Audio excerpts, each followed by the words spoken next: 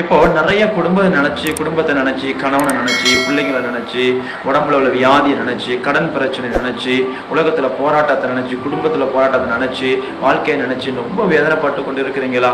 நான் உங்களுக்கு சொல்லவா, இன்னைக்கு நான் இருக்கிறேன்னா, நான் ஒரு நேரத்துல வருத்தத்தோடும் கவலையோடு என்னைக்கு சாவு வரும், என்னைக்கு மரணம் வரும்னு சொல்லி பிசாசின் பிடியில இருந்தோம். நானும் என் தாயாரும் மந்திரத்துல செய்வனையில பாதிக்கப்பட்டு என்னைக்கு சாவு வரும், என்னைக்கு மரணம் வரும்னு சொல்லி ஏங்கி கொண்டு தவித்து கொண்டு பயந்து கொண்டு இருந்தோம்.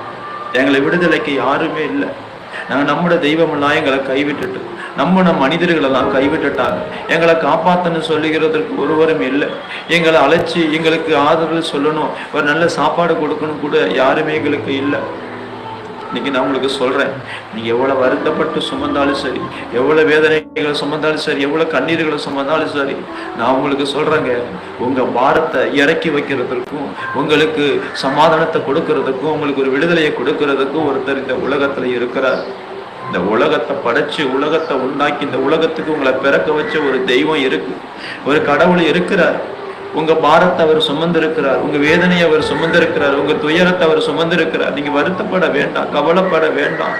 அவர்கிட்ட நீங்க உங்க பாரத்தை சொல்லுங்க. வேற யார்கிட்ட நான் உங்களுக்கு சொல்ல போறேன்? உயிரோட இருக்கிற கடவுள் தாங்க. உங்களுக்காக மரிச்சாரு பார்த்தீங்களா, உங்களுக்காக ரத்தம் சிந்தினாரு பார்த்தீங்களா, அவங்களுக்காக அடிக்கப்பட்டாரு பார்த்தீங்களா, அவர்கிட்ட தாங்க உங்க பாரத்தை சொல்ல முடியும், உங்க கவலையை சொல்ல முடியும், உங்க வியாதியை சொல்ல முடியும். உங்க மனசுக்குள்ள இருக்கிற வேதனையை யார்கிட்ட சொல்லுவீங்க?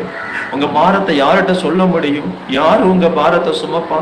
யாரு உங்க வியாதியை ஏற்றுக்கொள்ளுவாங்க? எனக்கு வியாதி இருக்கு, நீ கொஞ்ச நேரம் வச்சுக்கிறியா, இந்த வியாதியை நீ எடுத்துக்கிறியா, யாரும் சொல்ல முடியாது இல்லையா? ஆனா நான் இன்னைக்கு நான் உங்களுக்கு சொல்றேன், உங்க உடம்புல என்ன வியாதி இருந்தாலும் சரி, உங்க குடும்பத்துல என்ன பிரச்சனை இருந்தாலும் சரி, நான் உங்களுக்கு சொல்றேன், ஒருத்தர் இருக்கிறார், ஒரு நபர் இருக்கிறார். உங்களுக்காகவே அவர் உயிரை கொடுத்தவர், உங்களுக்காகவே ஜீவனை கொடுத்தவர், உங்களுக்காக பாரத்தை சுமந்தவர், உங்களுக்காகவே ரத்தத்தை சிந்தினவர். இந்த உலகத்துல வேற யாரும் இல்லை, எந்த கடவுளும் இல்லை.